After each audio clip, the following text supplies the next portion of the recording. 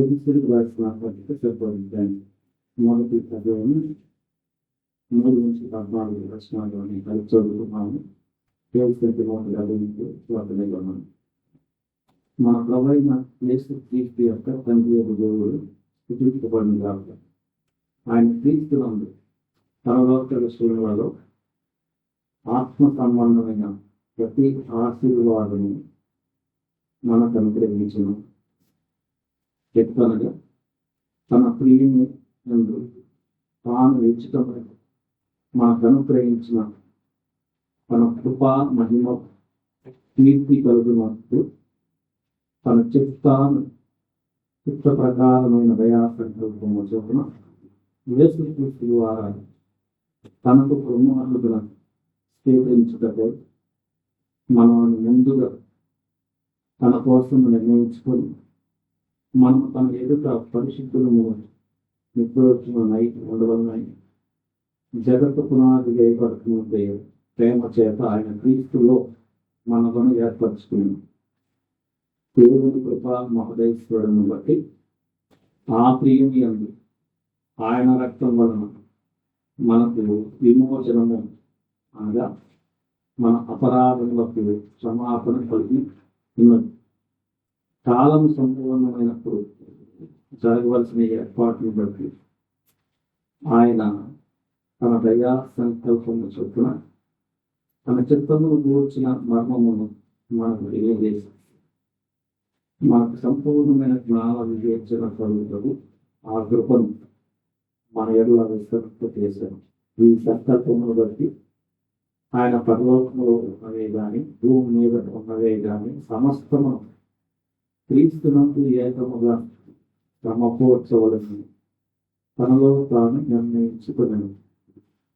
మరియు క్రీస్తునందు మెండుగా నిరీక్షించిన మనం తన మహిమ కీర్తి కలుగు చేయవలనని దేవుడు తన చిత్త ప్రకారమైన సంకల్పమును బట్టి మనలను ముందుగా నిర్ణయించి ఆయన స్వాస్థ్యముగా ఏర్పరచను.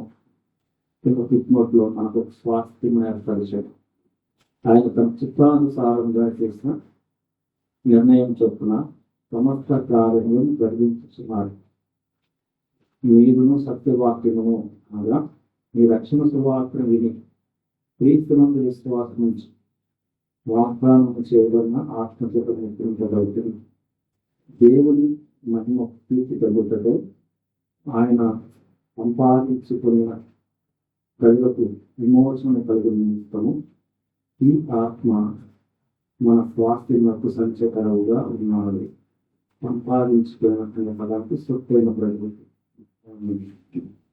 అనేక ప్రాచీన ప్రజలలో సొత్తైన ప్రజల నుండి 3వ వచనం ఎపిసోడ్ బట్టి మొదటి ఉంది. మన ప్రభువైన క్రీస్తు యొక్క తండ్రి యొక్క దేవుడు స్తుతింపబడిన గాక. మనం ఈరోజు మన ప్రభువైన యేసుక్రీస్తు యొక్క తండ్రి అయిన దేవుని మన తండ్రి అయిన దేవుని స్తుతిస్తున్నాము.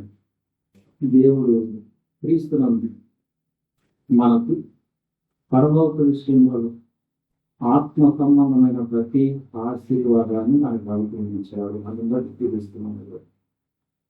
ఆత్మ సంబంధమైన ఆశీర్వాదం కింద కొన్ని మనం చదువుకున్న వాటిలో కనిపిస్తూ ఉన్నాయి.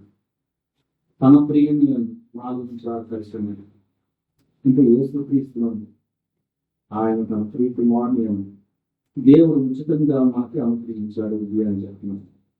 ఆత్మ సంబంధమైన ఆశీర్వాదాన్ని మనము ఉచితంగా పొందుతున్నాము. ఉచితం అంటే దేవునికి మనం ఏం ఇవ్వకుండా, అంటే దేవునికి మనకు బలాన్ని తీర్చడం వలన అలా కాదు మన పొందుతుంది. ఉచితంగా రక్షణ అనేది ఆత్మీయపరమైనది. ఆశీర్వాదం అనేది రోకలు ఇవ్వకుండా అని ఒకసారి ఉంది. ఆ మాట చూద్దాం. యెషయా 55వ అధ్యాయంలో మొదటి వచ్చిన చదవండి.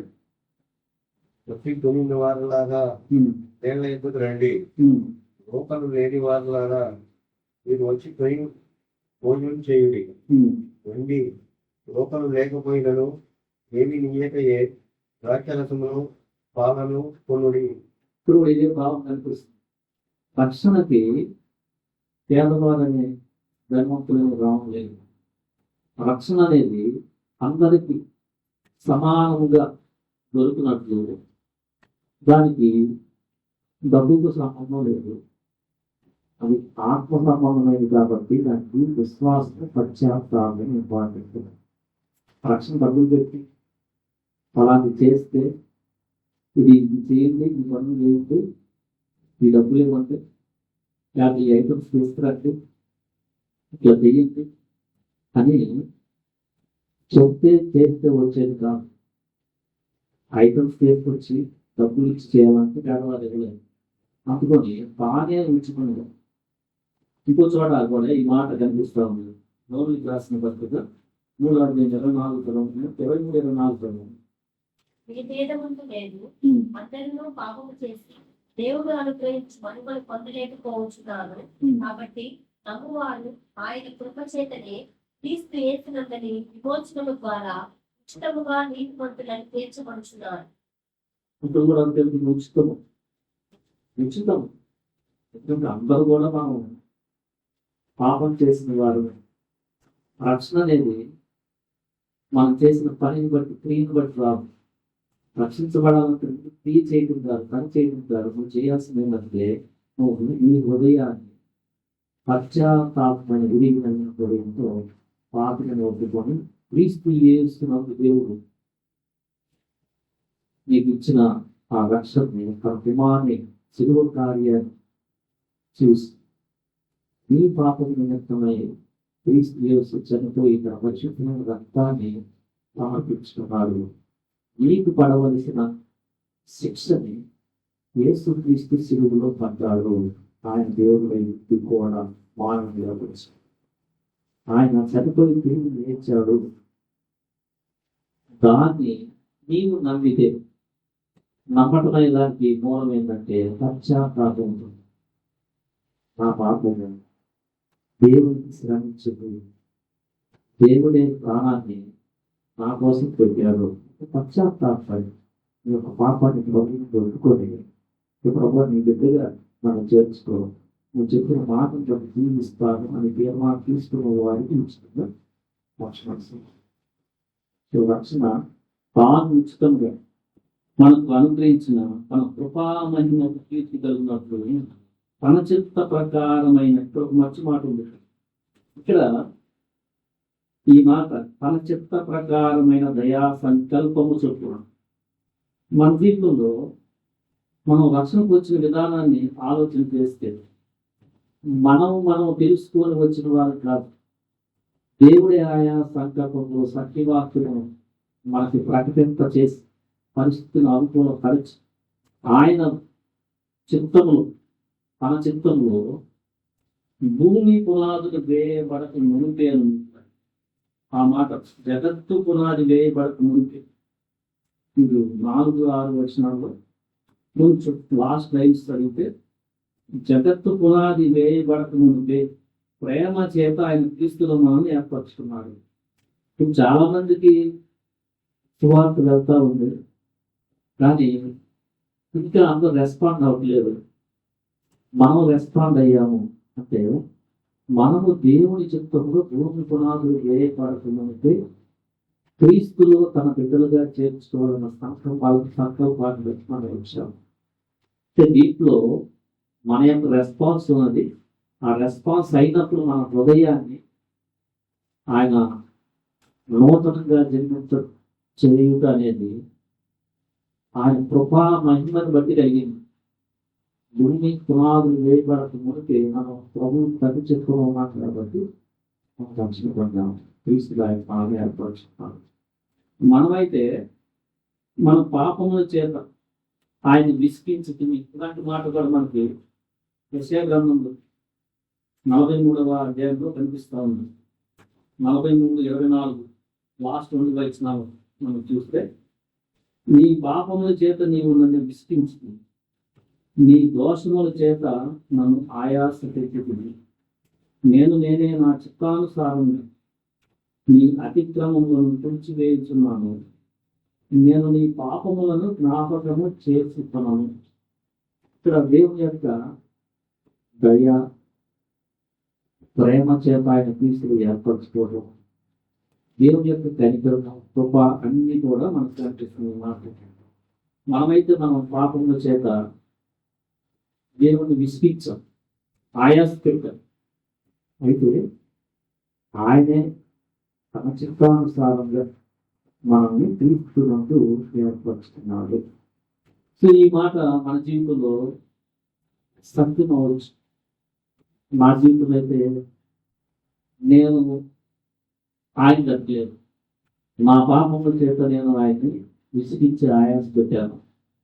జగత్తు పునాది వేయబడక మునిపే నేను దేవుని చిత్తంలో ఉన్నాను కాబట్టి కాలము సంపూర్ణమైనప్పుడు తన కుమారుని పంపి, ఆ కుమారుని పంపిన తర్వాత నేను ఈ భూమిలో జన్మించడం, మాకు రక్షణ సువార్త అందినట్లుగా నేను ఈ భూమి మీద ఆ సమయంలో ఉండటం, మాకు సత్యవాక్యం రావటం, ఆయన దయా సంకల్పం చెప్పున క్రీస్తులో ఆయన నన్ను ఏర్పరచుకోవడం జరిగింది.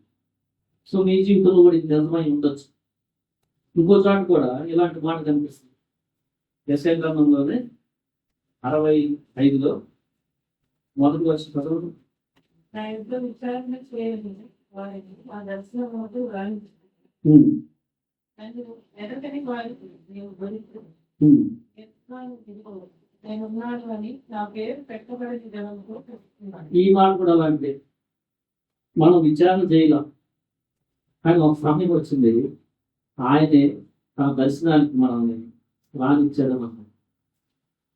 మనం వెదకిన మనకి ఆయన సమయం అనుకూలం వచ్చి మనకి ఆయన దొరికాడు. ఆయన పేరు పెట్టబడిన జనం, మనం ఇజ్రాయెల్ ప్రజలు కాదు, అన్ని జనం.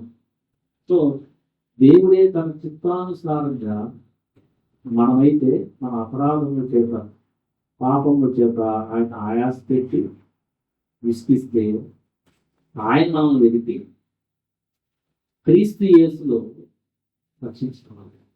తర్వాత మనం అక్కడ వెళ్తే తర్వాత చదవడం అన్నమాట. యేసు క్రీస్తు ద్వారా తనకు కుమారులుగా స్వీకరించాడు, కుమార్తెలుగా స్వీకరించాడు. ఈ కుమార్తెలుగా స్వీకరించడం దాన్ని మెయింటైన్ చేస్తే కుమార్తెలుగా స్వీకరించడం వలన మనకి ఆయన ఆత్మ వచ్చింది. కుమారుగా స్వీకరించడం అనేది దాంట్లో చాలా ఆశీర్వాదం ఉంది. మనం ఎలా కుమారుమేమంటే ఆయన ఆత్మతో మనం కన్నాడు. మనం క్రీస్తు మనకు దేవుని కుమారుడు ఎలా అయ్యామంటే ఆయన ఆత్మ చేత మనల్ని కన్నాడు. అంటే ఆయన పరిశుద్ధాత్మ ద్వారా మనం జీవిస్తున్నాం. ఈ కుమారత్వంలో మనం ఆయన యొక్క స్వాస్థ్యాన్ని పొందుకున్నాం.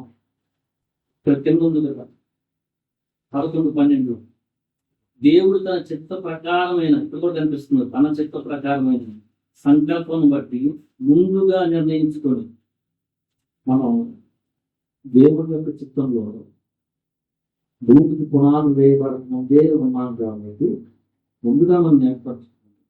ఆయన క్రీస్తునందు స్వాస్థ్యముగా ఏర్పరచును, మనకు స్వాస్థ్యాన్ని ఏర్పరచునను.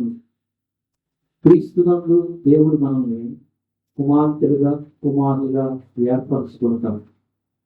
ఆయన ఆత్మని మనకి అనుగ్రహించడం ద్వారా ఆయన మనల్ని, పరిశుద్ధాత్మ దేవుడు మనల్ని కనటం వలన మనకి కుమారు వచ్చింది. ఈ విషయం చాలా మందికి సరిగా అర్థం కాలేదు. ఒక వ్యక్తి రక్షణ పొందడం అంటే తను దేవుని యొక్క చిత్తములో ఉండి దేవుని యొక్క దయా సంకల్పాన్ని బట్టి ప్రేమ చేత క్రీస్తు యేసులో మనం ఆయన నూతనముగా ఆత్మ ద్వారా జన్మింప చేయటం వలన కుమారుడు రక్షణ అనేది కొన్నిసార్లు కొంతమంది ఎమోషన్ వచ్చినప్పుడు వేసేసి ఆ తర్వాత దానికి తెలుసుకున్నట్టుగా కాక వేరే విధంగా ఎన్నమాట వచ్చినట్లే నీవు క్రీస్తు యేసులో పరిశుద్ధాత్మ చేత చనిపోయిన నీ యొక్క ఆత్మకి నూతన స్వభావం జీవం వచ్చినట్టుగా నువ్వు దేవుని చేత కనబడ్డావు. దాన్ని బట్టి నేను దేవుని కుమారుడు అంటున్నాను. మనకు సొంతగా కాదు, అది వచ్చింది క్రీస్తు యేసు ద్వారా వచ్చింది. ఎవ్వరు కూడా దాన్ని సొంతగా సంపాదించుకోలేదు. ఆయన క్రీస్తు యేసునందు పరలోక సంబంధమైన విషయాలు ప్రతి ఆశీర్వాదం మాట్లాడుకోవచ్చు. మనం కింద చూస్తే ఆయన రక్తమునందు 7వ వచనం, దేవుని కృపా మహదైశ్వర్యమును బట్టి ఆ ప్రియుని యందు, అంటే యేసుక్రీస్తునందు, ఇవన్నీ కూడా మనకు వచ్చింది యేసుక్రీస్తుని బట్టి. ఇప్పుడు మనం క్రీస్తు కనపడతాం. ఆ ప్రియుని యందు ఆయన రక్తం వలన మనకు విమోచనము, అనగా మన అపరాధములకు క్షమాపణ మనకు కలిగి ఉన్నది. ఈ మాట యొక్క భావం, దేవుడు తన ప్రియుని యందు మనకి విమోచన కలిగించాడు. విమోచనము లేకపోతే మనం ఏ స్థితిలో ఉన్నామంటే నరక శిక్ష. క్షమాపణ లేకపోతే మనము ఒక శిక్షకి పాత్రమే. మన ఆత్మ నిత్య అగ్నిగుండం ఆ ప్రదేశానికి ఎల్లప్పుడూ బాధపడుతూ ఉంటుంది. దాని నుంచి విమోచన ఎవరి యందు? తన ప్రియుని యందు. అంటే దేవుడు ఇష్టమైన తన ప్రియకుమారుని కూడా మన కోసం వీటిలో ప్రేమ చేత అనే మాట మనకు కనిపిస్తాం. ఏమైనా చెప్తున్నాం, క్రీస్తు యేసులో మనం ఏర్పరచబడ్డాము.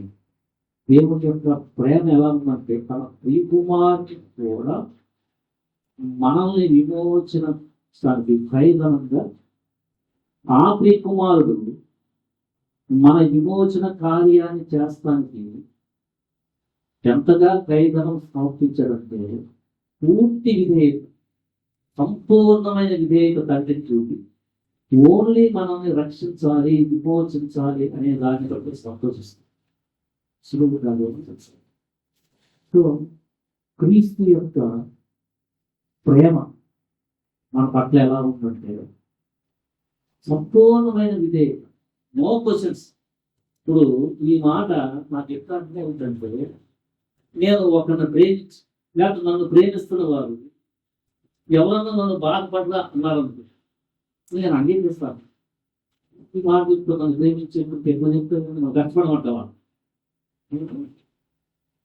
నేను ఒకరికి మంచి ప్రియుని అనుకో, ఆయన నన్ను వచ్చి ఏమై అది బాగా కష్టమైనప్పుడు అది చేసి రాబో అని చెప్తే ఆ కష్టం వలన వేరే వాళ్ళు లాభం పొందుతున్నారు అని చెప్తే నిజంగా నేను తండ్రిని నన్ను ప్రేమిస్తున్న వాడిని ఆ విషయం నన్ను చేయమన్నందుకు నేను అసలు చేయగలను? నాకేం లాభం వస్తుంది? నన్ను ప్రేమిస్తే అలాంటి పనులు చెప్పారు. ఏమి పని చేయటం చావు కాదు, ప్రాణకష్టం కాదు. దీనికే మనకు విధేయతలు లాజిస్తాము, చాలా లాజిస్తున్నాం.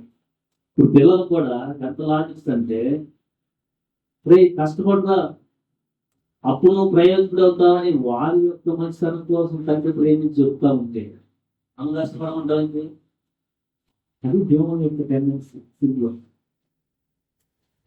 అలాగా ఆ తండ్రి ఒక కార్యాన్ని తనకిస్తే సంపూర్ణమైన విధేయత, శిలువ మరణం పొందినప్పుడు మనుషునిగా, వాళ్ళు దాసునిగా, దాసుల వ్యక్తునిగా సంపూర్ణమైన విధేయత ఆయన సమర్పించుకోవాలి.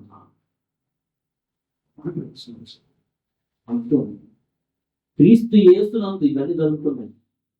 ఇప్పుడు క్రీస్తు యేసు నమ్మకాలి ఆ కుమారత్వం, కుమార్తె అనేది ఆత్మీయంగా దర్శించబడటం జీవితంలో అన్నిటికంటే నీకు జరిగిన మంచం. జాబ్ వచ్చిన దానికంటే, లేకపోతే ఇంట్లో ఏదన్నా పని అయిన దానికంటే, నువ్వు అన్నిటికంటే దేవుణ్ణి స్థుతించాల్సిన విషయం ఏంటంటే నీకు విమోచన. అంటే ఈ అపరాధము క్షమాపణ కలిగి ఉన్నది కాబట్టి క్రీస్తు యేసును కనపరచాలా, క్రీస్తు యేసు ద్వారా తండ్రి అయిన దేవుడు మనకు చేసిన మేలు బట్టి ఆయన స్థితించాలి. మనలో ఒక సమాధానం విషయాలు తర్వాత మనం చూస్తే ఇక్కడ కాలము సంపూర్ణమైనప్పుడు అంటే క్రీస్తు యేసు ఈ భూమి మీదకి వచ్చినప్పుడు జరగాల్సిన ఏర్పాటును బట్టి తన దయా సంకల్పం చొప్పున ఈ మాట చాలాసార్లు కనిపిస్తుంది.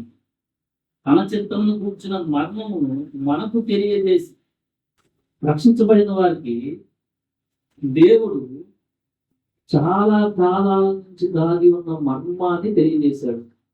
మర్మం అంటే అది హిడెన్కు మనకి సంపూర్ణమైన జ్ఞానం కలిగినట్టు రక్షించబడిన వారి తెలియజేయబడిన మర్మం ఏంటంటే క్రీస్తును రక్షణ. అసలు ఈ జ్ఞానం తెలుసడానికి మన ఏళ్ళ దేవుడు చాలా ఉంది. చాలా వస్తువులు ఏంటారు ఎక్కడెక్కడో తిరుగుతున్నాడు. సో మనకి ఈ మర్మము మనకి 8-9 సాక్షి అవుతుంది. తన దయా సంకల్పం చెప్తున్నాడు. తన చిత్తమును కూర్చిన మర్మం, దేవుని చిత్తము కూర్చిన మర్మము రక్షణ పొందిన వ్యక్తి తెలియబడి ఏడుగా మర్మం అంటే నాకు రక్షణ తీసుకోవాలి అంతకు తెలియబడలేదు. అందుకు రక్షణ పొందడం మొదటి పలు విధాలుగా జనాలకు ఎట్లా రక్షణ గ్రహణాలు దేవుతాము ఎక్కువ తీసాం ఎక్కువ తీపిస్తాం లేకపోతే మొత్తం వదిలేసి అడవులు వెళ్ళాలి చాలా దేవుడికి రాస్తున్నాడు. ఏంటంటే ఇప్పుడు మనకు అర్థమైంది ఏంటంటే క్రీస్తు యేసు ద్వారా ఒక వ్యక్తి ఆత్మహత్యలో దర్శించబడితేనే కానీ రక్షించలేదు. అప్పుడు రక్షణ పొందడానికి చాలా ప్రయత్నాలు ఉచితంగా కాదు చాలా చేయాలి. నేను నీతి మంత్రులుగా మంచి పనులు చేసి నా అర్థం అవన్నీ చేస్తే నాకు రక్షణ ఇస్తుంది. నేను అనుకోవచ్చు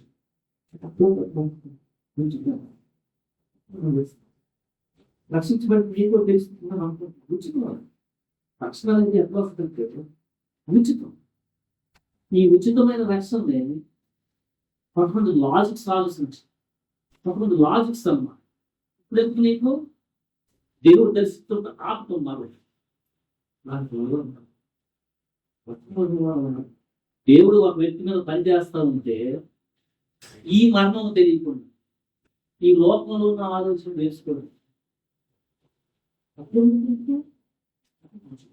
ఎప్పుడు దర్శిస్తారో అని మీకు ఎప్పుడు వస్తుందో ఆ గొప్ప నేను ఎప్పుడు ఆవరిస్తుందో తెలియదు.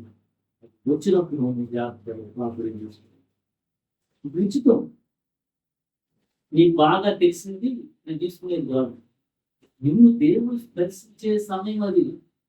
ఆయన దర్శనంలోకి రాని ఆయన పిలిచే సమయం అది ఎప్పుడు వస్తుందో తెలియదు. గాలి ఎట్లా వచ్చి పిలిచి మన దగ్గరికి వస్తుందో తెలియదు. ఆత్మను దర్శించబడి మనం కలుగుతాం. అది రక్షణ. ఈ మరణం మనకు తెలిసింది, ఒకప్పుడు తెలియదు. తెలిసిన తర్వాత పౌలు చెప్తున్నాడు, తెలియజేసి తన మర్మాన్ని రక్షణ గురించిన మర్మాన్ని తెలియజేసి మనకు సంపూర్ణమైన జ్ఞానం వివేచన కలుగుతారు. ఆ కృపను మన ఎడల విస్తరింప చేస్తుంది. మనం ఒకసారి కనిపిస్తా ఉంది. ఇంకోసారి కూడా చూడండి, యోహాను వాటిలో కూడా కృప వెంబడి కృపని ఇలాంటి మాటలు కనిపిస్తుంది. తర్వాత ఆ మాట యోహాను భక్తులు స్వార్థంలో 3:16 ఉంది. ఆయన పరిపూర్ణతలో ఉంది. ఇది కూడా అదే భావం మాట్లాడు. రక్షించబడిన వ్యక్తి ఆయన యొక్క పరిపూర్ణమని కృప మహదేశ్వరంలో నుండి రక్షించబడిన తర్వాత ఆ జ్ఞానంలో ఎదుగుదానికి ఆ రక్షణ పొందిన బిడ్డ జీవితంలో దేవుడు కృపని విస్తరింప చేస్తారు. ఎవరికి? దేవునితో రక్షణ పొందిన వారు. నేను ప్రతిరోజు పొందే మనకి అప్పుడు మనం క్రీస్తు జ్ఞానంలో ఎదుగుతాం. ఇది కూడా మన జీవితంలో దొరుకుతుందా చూపించాం. అసలు మనకు మర్మము తెలిసింది ఫస్ట్. నేనైతే నా జీవితంలో ఎన్నో ఇతర చేస్తాను. నేను విధానాదన భక్తులు అది చెప్పించుకోవాలి, అది లేకపోతే చివరిగా 60 సంవత్సరాల తర్వాత అక్కడికి వెళ్ళాలి ఆలోచించవచ్చు. అలాంటి వ్యక్తిని నాకు క్రీస్తు తన చిత్తానుసారంగా ఒకరోజు దర్శించి తన దయా సంకల్పము చొప్పున తన ప్రియుని యందు ఉచితముగా మనం ఆకర్షించి వెదటిని నాకు ఆయన దొరికి ఆకర్షించారు. నాకు తెలిసింది రక్షణ ఉచితం. ఏ భేదం లేదు. అందరూ పాపం చేసి దేవుడు అనిపించే మహిళను పొందలేకపోతున్నారు. అయితే కాబట్టి రక్షించబడిన వారు ప్రతి ఒక్కరు కూడా ఉచితంగా తీర్చిపడుతున్నారు. రాసిన పరిస్థితి 23-24.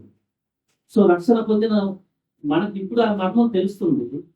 అంతేకాదు సంపూర్ణమైన జ్ఞానం కలిగినట్టుగా ఇక క్రీస్తు యొక్క నేచర్ మన జీవితంలో దినదినము కూడా పెరుగుతాయి.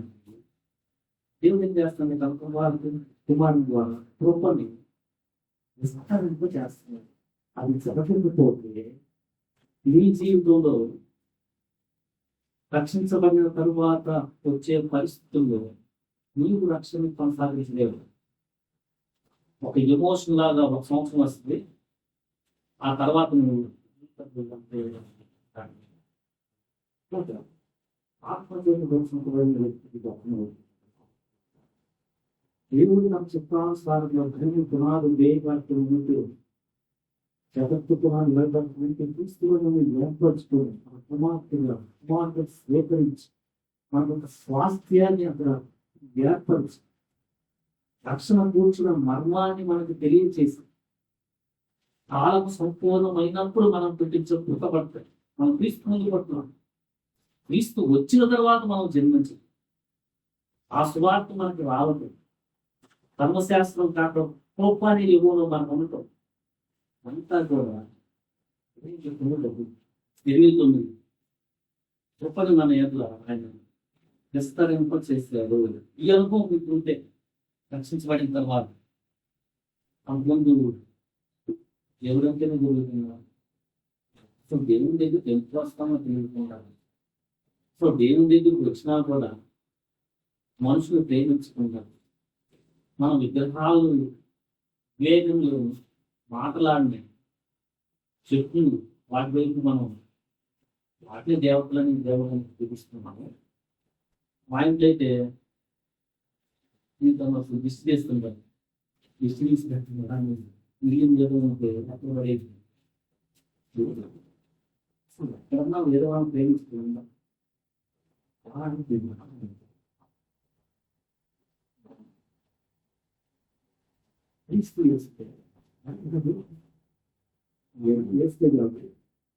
నిత్యము దేవుడు నీలో ఉండాలంటే నువ్వు ఆత్మ చేత అది కూడా మనకి ముందు తెలుసుకుంటే తెలియదా. పౌరు జీవితంలో వచ్చినట్టుగా ఏదో చేస్తా ఉంటే సడన్ గా వచ్చేసి సారము దయా సంకల్పంతో ఇప్పుడు మనకి ఇప్పుడు రక్షణ పొందిన తర్వాత కూడా మనం ఈ పడిపోయిన లోకంలో ఉన్న వాటిని జయిస్తాని తన కృపని ఆయన విస్తరిస్తా ఉన్నాడు. మనం రక్షించబడిన తర్వాత మన శరీరంలో ఉన్నాం, పాపలోకంలో ఉన్నాం, దురాత్మలతో పోరాడే యుద్ధంలో మనం ఉన్నాం. వీటన్నిటిలో జ్ఞానము వివేకంలో నడవాలనంటే దేవుడు కృపను ఎందుకు విస్తరింపు చేస్తున్నారు. పెరిగినప్పుడు శక్తులు ప్రేమించాలన్నప్పుడు ఒక మనకు ఇబ్బంది పెట్టినా కూడా వాళ్ళని ప్రేమించడం ఇప్పుడు అవినీతి అబద్ధం దాన్ని జయించాలంటే స్వాస్థ్యాన్ని వచ్చారు. నీకు ఎలా తెలుస్తుంది అంటే నువ్వు ఆయన తెలియజేసి తన యొక్క గ్రహణాన్ని గురించిన విధానం కృప ద్వారా అతను సంపూర్ణతలో పైన అడిగిస్తున్నాను ఎవరు మీకు రక్షణ గురించిన మర్మాన్ని మాకు తెలియజేశారు. దినదినము మీలో ఆ జ్ఞానంలోకి అసలు తెలుసుకుంటానికి పక్కన జ్ఞానం దిగింది. రక్షించబడ్డా వాటిని తీసుకున్నామని అంటున్నవాడు చివరి దాకా కూడా కొంతమందికి ఆరోగ్యం తెలియజేశారయ్యా. అన్ని శరీర సమానమైన ఆశీర్వాదాలే ఎందుకు ఇస్తాడు దేవుడు. కానీ మనం ధ్యానం చేస్తుంటే ఆత్మీయ సంబంధమైన ప్రతి ఆశీర్వాదం గురించి ధ్యానం చేస్తున్నప్పుడు నువ్వు స్థుతించేటప్పుడు ఈ మాట ఎప్పుడు స్థుతించు అట్లీస్ట్ అర్థమవుతుంది. రక్షణ అనేది నీకు క్రీస్తు ద్వారా కలిగింది, ఆత్మకు సంబంధించింది. ఏంటంటే కాలం సంపూర్ణమైన తర్వాత మనం పట్టుకుంటాం. క్రీస్తు కార్యం అయిన తర్వాత పొందుతాం. అది కూడా దర్శనానికి రాని మనం ఆయన దర్శించి పరిస్థితి ఏర్పరచు దర్శనానికి పిలవదు. క్రీస్తు చేసినందుకు కుమార్తెగా స్వీకరించి తన ఆత్మను ఇవ్వడం, ఆత్మ ద్వారా కనకం ఒక స్వాస్థ్యాన్ని మన కోసం అక్కడ ఏర్పరచడం, ఈ ప్రపంచంలో తన కుమారులాగా బతుకానికి కావాల్సిన సామర్థ్యాన్ని తన కృపను బట్టి మనం పొందటం సంపూర్ణమైన జ్ఞానంలో ఆలోచనలోకి నడిపించబడుతున్నాం. క్రీస్తులందరూ మనకి కలుగుతున్న ఆత్మీయమైన ఆశీర్వాదం దాన్ని బట్టి మనం ప్రభువుని స్తుతించాలి. ఆయన 6-7 వచనాల్లో మనము తన ఎదుట పరిశుద్ధులము నిర్దోషమై ఉండవలెనని అప్పుడు నేను పరిశుద్ధుడైన దేవుడు తన ప్రియుని యందు ఒక పిలుపు ఇచ్చారు. ఏంటంటే అది పరిశుద్ధమైన పిలుపు. మనం తిమోతికి రాసిన పద్ధతిలో ఆ మాట చూడొచ్చు. 2 తిమోతి 8-9 కలిసిన దాంట్లో మనలో రక్షించి చివరి 4 వచనాలు చివరి 3 దాన్ని చూడండి. మనలను రక్షించి పరిశుద్ధమైన పిలుపుతో ఆయన మనల్ని పిలిచాడు. పరిశుద్ధమైన పిలుపు ఎవరు పిలుస్తున్నాడు? ఆత్మీయ అనిపించాడు. పిలిచి ఏం చేస్తున్నాడు? ఫస్ట్ క్షమించాడు. క్షమించింది మనకు ఎట్లా తెలుస్తుంది క్షమించాడు లేదని? మనకి పూర్వం ఉన్నాయి మన మీద భారం పెట్టినట్టుగా ఉండదు అసలు. లేక సమాధానం మనలోకి ఆయన వచ్చి క్షమించేశాడు. ప్రయాస ఆ భారం ఏదేసుకుంటే పాపంతో ప్రయాస ఆయన పిలిచారు. మనం వచ్చాము, ఫస్ట్ క్షమాపణ ఇచ్చాడు. ఏం చేస్తానంటే ఈ లోకంలో మనకి తన యొక్క జీవాన్ని దినదినం తన ఆత్మలో భద్రత చేసి రేపు ప్రభు వచ్చినప్పుడు దేవుని ముందు ప్రభు మనం ఎలా ప్రజెంట్ చేస్తానంటే అది జడ్జిమెంట్ డే. అది జడ్జిమెంట్ డే. మనం ప్రతి వాడు ఈ భూమి మీద ఉన్న ప్రతి వ్యక్తి కూడా ఒక సమయంలో దేవుని ఎదుట ఆ సమయంలో మనకు సమాపన వచ్చింది. అంతేకాదు క్రీస్తు కోసం పోరాడాను. పరిశుద్ధులుగా ఉద్యోగులుగా తమను తన కుమారుల ద్వారా తమను నిలబెట్టుకుంటున్నారు. ఎట్లా జరుగుతుందంటే దేవుడికి చూపిస్తారు. రక్షణ పొందిన తర్వాత కూడా ఈ పాప జీవితంలో మనసు అప్రత్యేకంగా మనం అవలేదు. మనకు తెలియదు. మన తెలుగు ఇస్తే మన ఆత్మ చేత నిద్రింపజేసి మీరు తను సత్యవాక్యం మీ రక్షణ సువార్తని తీసుకున్నందుకు విశ్వాసం ఉంచడం వల్ల జరిగింది. వాగ్దానం చేయబడిన ఆత్మ చేత మనం నిద్రింపబడాలి. దేవుని మహిమ కీర్తి కలుగుటట్టు ఆయన సంపాదించుకున్న సొత్తైన ప్రజలకు అంటే మనకు విమోచనం కలిగింది. ఈ ఆత్మ మనకు అనుగ్రహించబడిన ఈ పరిశుద్ధ ఆత్మ మన స్వాస్థ్యానికి మనకి రేపు ఇవ్వబడుతున్న స్వాస్థ్యానికి ఆల్రెడీ ముందే మీకు అది జరిగింది అని చెప్పడానికి మనకి కాన్ఫిడెన్స్ చేతిలో ఉన్నాం. సంచగలుగుతాం అడ్వాన్స్ అయిపోయింది. మనకి దేవుడి పిల్లలు ఈ ఆత్మ వలన మనకి రేపు అట్లా స్వాస్థ్యం ఉంది. ఇది కూడా మనకి ప్రభుత్వానికి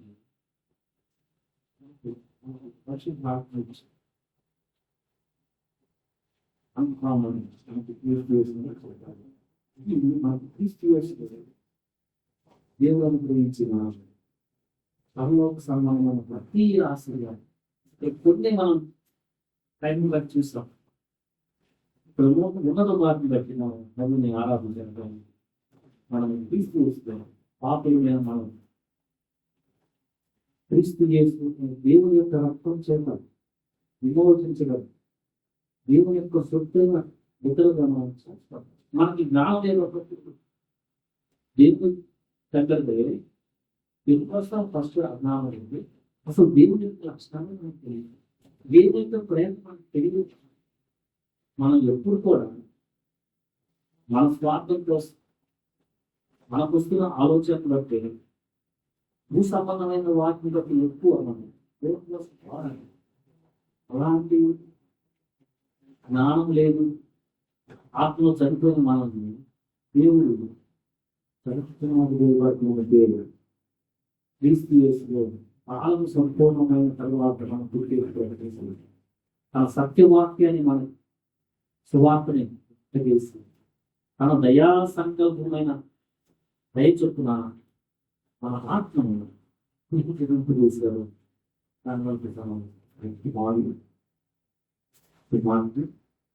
మన విమోచన పాప సమాపంలో శిక్షలో మనకొక స్వాస్థ్యం.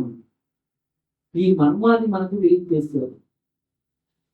తెలియజేసిన తర్వాత దినదినము కూడా ఈ క్రీస్తు యొక్క సంపూర్ణంతో వెలిగినట్టుగా కృప ఆయన మనకు ఇస్తున్నారు.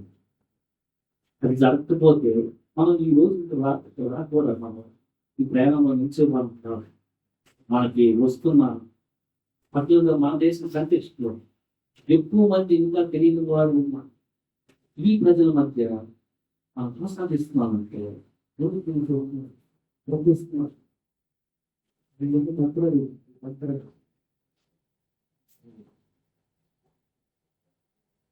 వాస్తవించారు. ఈ గమనం ఎలా తెలుస్తుందంటే దేవుడు దయా సంకల్పం ఈ పాప జీవితం నుంచి మనకు చేయాల్సి